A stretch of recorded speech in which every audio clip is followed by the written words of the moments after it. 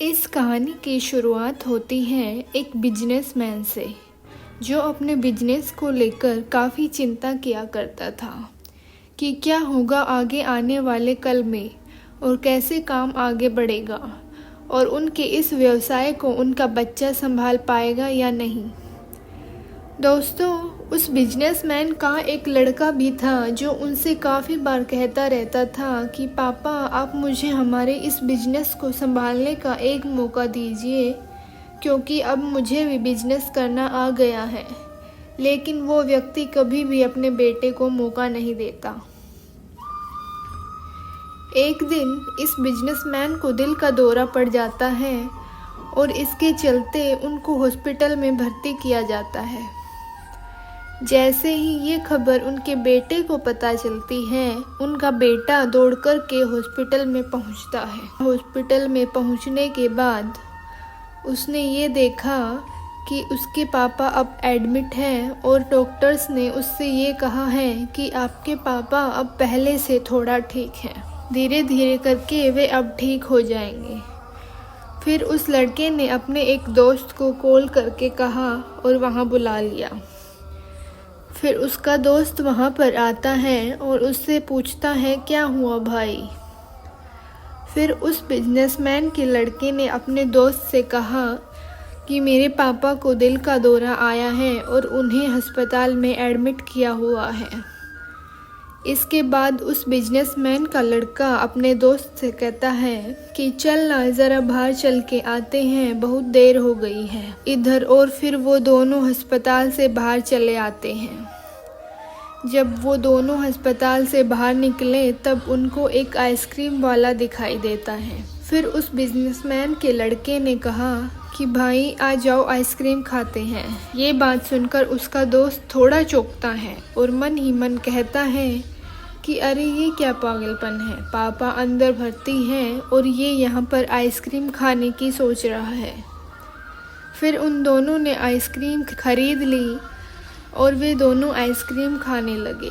लेकिन उसका जो दोस्त था उसने अपने दोस्त से पूछ लिया कि भाई, मुझे समझ नहीं आ रहा कि तुम्हारे बिजनेस का आगे क्या होगा और तुम्हारे पापा की तबीयत भी ठीक नहीं है और तू यहाँ आइसक्रीम खा रहा है, मुझे समझ में नहीं आ रहा। फिर ये जो बिजनेसमैन का लड़का था उसने जो बात कही उसे आप ध्यान से सुनिएगा।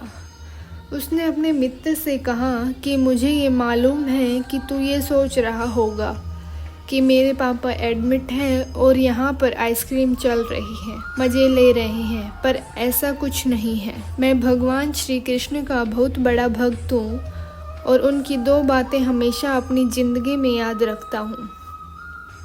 पहली बात जो हम सबको पता है कि काम करना है और फल की चिंता नहीं करनी है, इसलिए जो होगा देखा जाएगा। मैं सिर्फ अपने काम पर ही फोकस करूँगा और फिर बिजनेस भी अच्छा चलेगा। दूसरी बात, वो लड़का अपने दोस्त से कहता है कि मैं तुम्हें भगवान श्री कृष्ण की कहानी सुनाता हूँ, जो तुम्हें दूसरी बात क्या है वो अच्छी तरह समझ में आएगी। भगवान श्री कृष्ण की जो पत्नी थी जिसका नाम रुक्मणी था, उनको जब पहला बेटा हुआ था तो उसका नाम प्रद्युम्न रखा गया था और प्रद्युम्न के जन्म के 10 दिन पश्चात ही प्रद्युम्न का अपहरण हो गया। प्रद्युम्न के अपहरण के कारण रुक्मणी नाराज और उदास रहने लगी कि क्या हो गया है।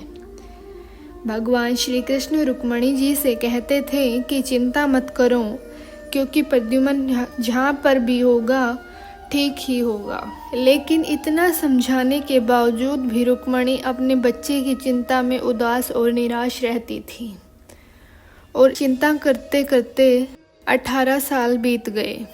18 साल के बाद द्वारका में जब प्रद्युम्न की वापसी हुई और जब प्रद्युम्न द्वारका में वापस आए तो उनके साथ में उनकी पत्नी मायावती भी थी। अब समस्या ये थी कि मायावती की उम्र प्रद्युम्न से 20 साल ज़्यादा थी।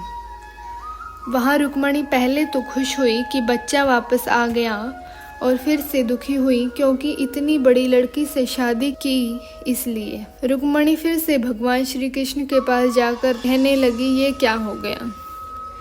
फिर भगवान श्री कृष्ण ने कहा, जो हो गया है उसको स्वीकार कर लो और आगे बढ़ो, चिंता मत करो। लेकिन रुक्मणी ये कह रही थी कि बड़ी लड़की से शादी क्यों कर ली, और ये ही लड़की मिली थी क्या, और इस बात को स्वीकार नहीं कर पा रही थी। इसके कारण 10 साल रुक्मणी दुखी और निराश रही। 10 साल के बाद रुक्मणी ने ये स्वीकार कर लिया कि प्रद्युम्न ने जो यह शादी करी थी वो ठीक है, इसके लिए ज़्यादा चिंता करने की ज़रूरत नहीं है, और उस शादी को उसने स्वीकार कर लिया। दोस्तों, एक तरीके से माँ रुक्मणी जी ने अपने ज़िंदगी के 28 साल उदासी में बिता दिए।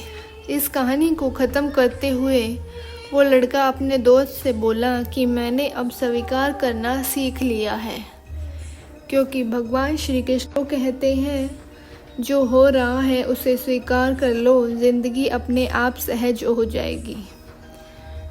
ये छोटी सी कहानी जो हमें 2 बड़ी बातें सिखाती है। हमारी ज़िंदगी में कुछ भी घटता है उसे स्वीकार करना सीख लीजिए, और फिर ज़िंदगी अपने आप सहज हो जाएगी। हमारे नियंत्रण में जितनी भी चीज़ें होंगी उन चीज़ों पर तो हमें ज़रूर नियंत्रण रखना चाहिए, लेकिन जो चीज़ें हमारे नियंत्रण से बाहर हैं उन चीज़ों को हमें स्वीकार कर लेना चाहिए। अगर हमने स्वीकार नहीं किया तो हमें भी माँ रुक्मणी की तरह बहुत सालों तक उदास रह जाएंगे।